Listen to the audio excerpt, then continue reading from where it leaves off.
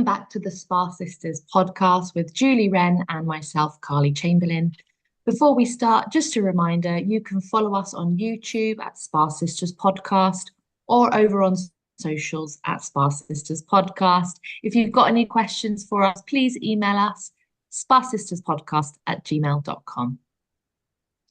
Wonderful. Great to have today with us Zoe, and I'm going to try and do this really well this time. Arakapiotis Theofanous. Is that right, Zoe? Yes, you did very well. Thank you. Okay, that's great. So Zoe actually is the owner of Artisan Aesthetics, but she's had a very, very interesting journey to get where she is today. So that's my first question to you, Zoe, because we like to share our guest stories. And because that can often be very inspiring as well for young therapists coming through. So tell us a little bit about how you journeyed to and from being a spa educator to owning your own business. Okay.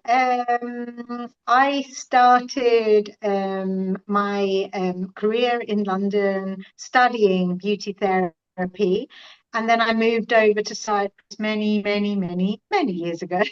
And I tried different things in the industry.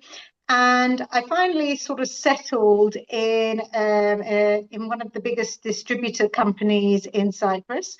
And I was really shocked at how amazing the industry can be on the side of cosmetics and therapies. And so I just love to read and learn, and it was really interesting for me to move forward in that way. And I think that was something that my employers saw in me, that I had this interest and this passion. And they helped me train more and learn more.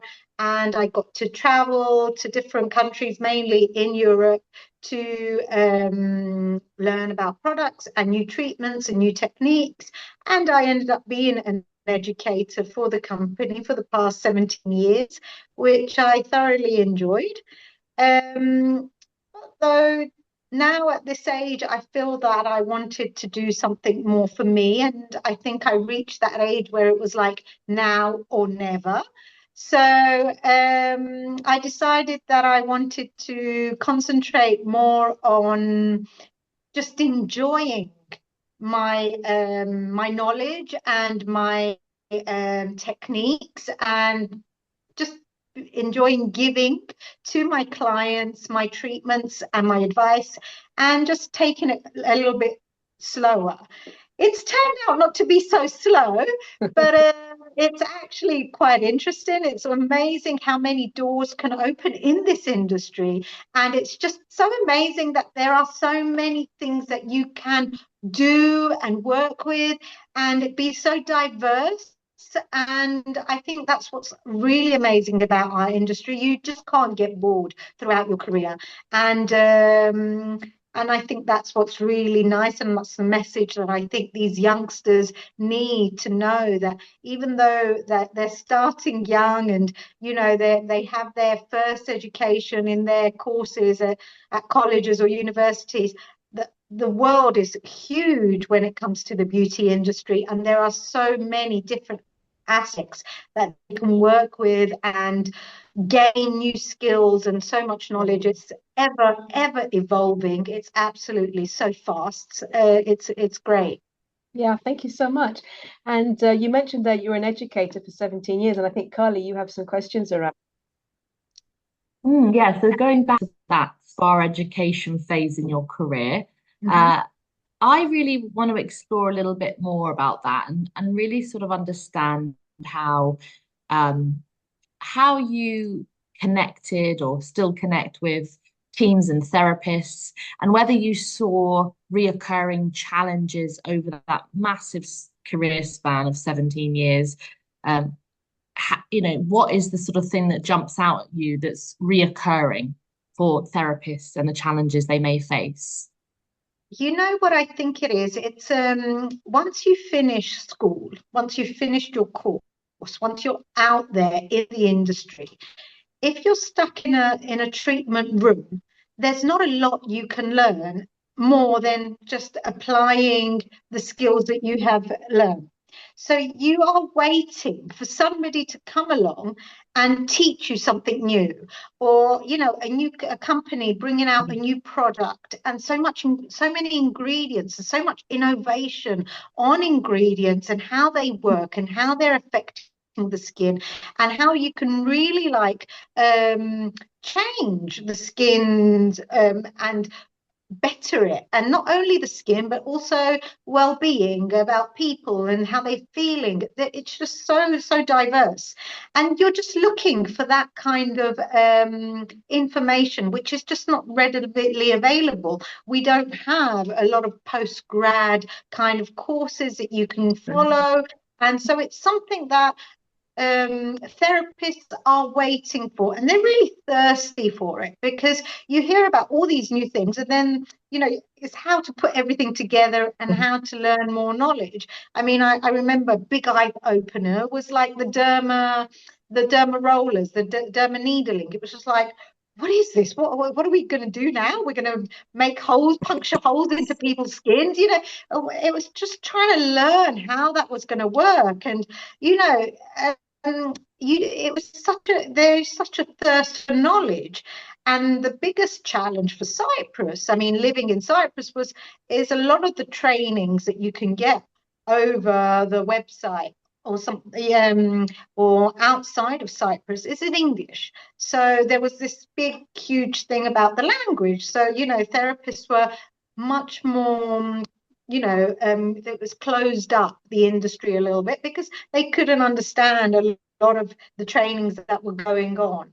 So I think what they really enjoyed, and what I enjoyed, was sharing that knowledge. And what I really picked up from all these younger therapists is that they loved being taught. They loved learning, which is something that resonates with me 100%.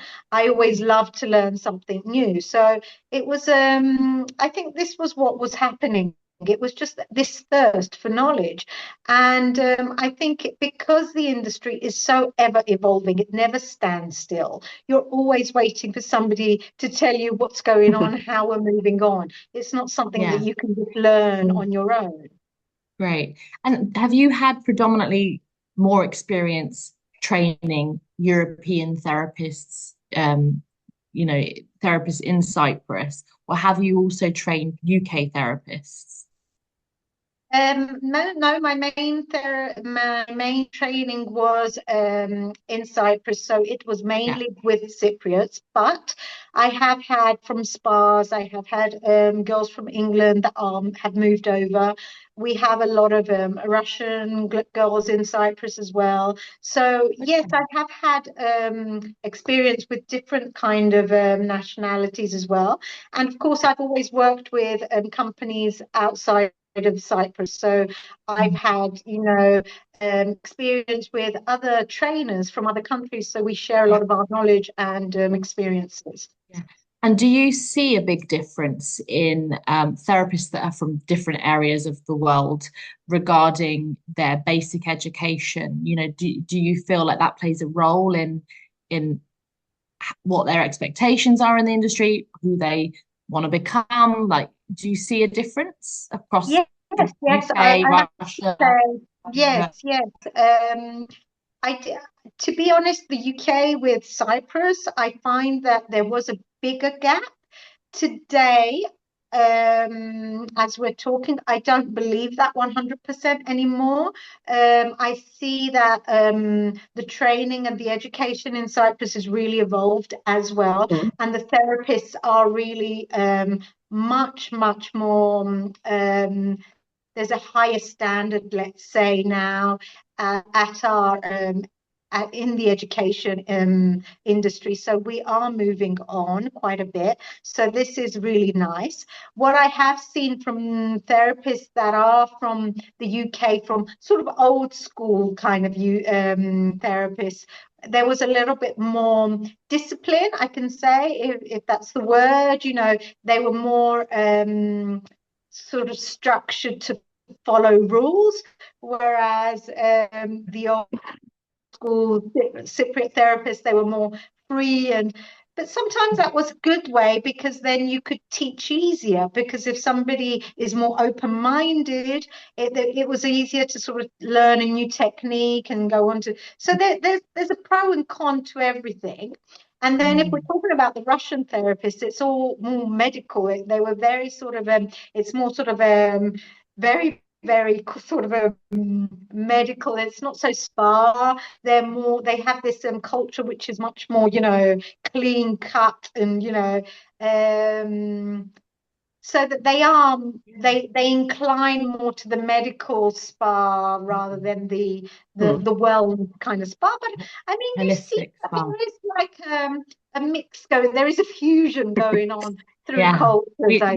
We love a fusion. So with your own business, do you work alone? Yes, I do. This is my kind of dream, just to have my own little studio, just having a few clients per day. I don't want to have like a full blown program, and I'm not interested in setting up a big salon with other therapists. And this isn't so much because I don't want a big business, it's because I want to do other things as well. And I don't want to leave the teaching completely. So I am looking to set up some sort of other courses. So there are some projects that I'm working on that I want to have time for as well. And so that's why I don't want the big responsibility of having a huge salon that you have to have opening hours and open. I just want to work with my appointments and just be with my clients on my terms, kind of thing. Although you'd be a great mentor for young therapists in Cyprus. Well, this is it. I don't want to stop that. So, but I don't want to do that in the salon, because even if you have like one therapist or two therapists, it means you're only offering to them. But if I can run some courses or collaborate with some other institutions, then I can mentor many more, as we say. Amazing, Zoe. Thank you. Julie, I think you've got one last question. Yeah, well, I think that leads us very nicely into my last question, is that when we met in Nicosia a few weeks ago, you mentioned that you were involved as a judge in the very prestigious EuroSkills competition. Can you tell us a little bit more about that event, and sort of how you got involved, and why you think it's important for the young therapists coming through to be thinking about these kind of competitions? Yes, EuroSkills is like a prestigious European level skills competition, which brings young professionals together. I mean, one of the criteria is that they have to be before 25 years of age. So we're talking about young professionals, and it deals with skills in every industry. You can be a builder, you can be a plumber, you can be a waiter.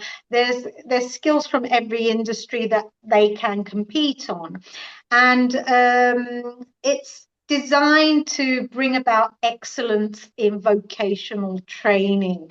So we are encouraging the young professionals to be the best they can be, and to really push themselves to acquire skills at a level which is of excellence. So it was quite interesting for me in Cyprus. This is the third time we are entering the EuroSkills contest as a country as such. It's held every 2 years. So the last couple of I was just involved just to help set up our national competition, because every country runs a national contest, and from the national contest we take the winners to Europe to compete against the Europeans. So this is the first year I am actually involved, really involved with the competition, and we ran our national contest in November.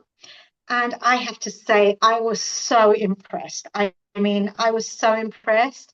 The girls actually made me they made me emotional just watching them work and how much passion they had. And I was really, really pleasantly surprised how fresh and how young and how passionate that they are. And after these years with COVID and all this, we didn't really see much going on. Everybody was quite closed up. So now it was really, really refreshing. And I was lucky enough to be chosen as the national expert for Cyprus. So I will be working very closely with the finalist until September, where we have the European contest in Denmark this year. And we will be working together to really fine tune all the skills that they will be competing against. And when I am in Denmark, I will be one of the judges as well as the Cyprus national expert. So this is really nice. It's a new challenge for me and something brand new. Okay, fantastic. So this is just in the beauty sector, is it? Well, I'm only involved in the beauty sector, obviously. Right. But as a country, I think we're sending 9 different professionals from different industries. I don't remember them offhand. So I think we're going to have 9 young professionals competing in different industries and on different levels. I think there's like 26 different contests, if I'm not mistaken. Yeah. And I know that hospitality is in there as well as beauty, which is great too. So if anybody's listening in who is tempted by this, and you say it happens every 2 years, so what would they have to do to sort of get on that path? Where would they go to find out more information about their country application? There is the EuroSkills website, and there is WorldSkills as well. And you can find who is your contact in your country that sets up the national contest and all this. Fabulous. And usually through their education provider, so if they're at some sort of college or university and they're doing some sort of vocational training, then their educators should be aware of what's going on, and they will be able to advise them and give them and show them the way how to get into all this. But if not, and if they're not at college anymore and they're still under 25, then I think they just need to go directly to the website and find who is in charge in their country. Great, thank you so much. And Carly, do you want to close with anything?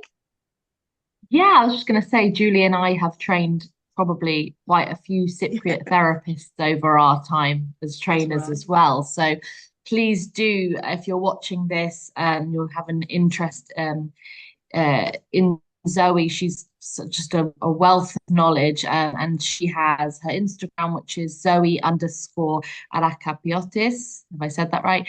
Take a note of her surname here, and you're also on Facebook as well and LinkedIn. So you'd be a great person, as I said, to follow and watch, and I'm sure people will be inspired by your story. Definitely be looking out for any other courses that you get started, and if they're in English, then please let us know and we can share them, especially if they're online courses. Great, that's great. Thank you so much. Okay, thank you everybody for watching this week, and thank you, Zoe.